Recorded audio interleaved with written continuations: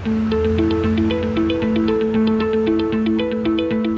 clients are focused on trying to figure out how to grow and transform their business, and there's no way to do that if your organization and culture don't support the direction that you're headed in. People don't work only for a paycheck. They need to understand that what they're doing and why they're doing it matters. Our practice was purpose-built to help our clients navigate those issues and to create growth from the inside out.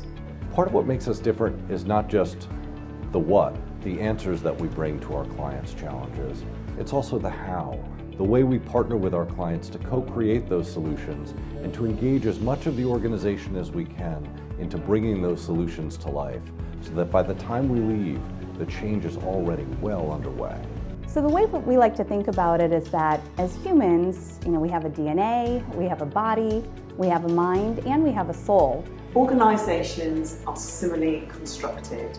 We can think about the DNA as setting the direction of travel, the guardrails that guide the organization. It has a mind, the talent of all of the individuals that help the organization achieve its goals. And then organizations have a body. This really takes those minds and thinks about how do we organize, govern, and incentivize them to really deliver value to our customers. We can think about the soul as the mindsets, stories, rituals, behaviors that create a sense of belonging. We use that model of DNA, body, mind, and soul as an organizing principle for how we deal with cultural transformation, and to make sure that we're thinking holistically about what it is that our clients need and how to make those things come to life and to stick in order to drive the sort of transformation that really powers growth.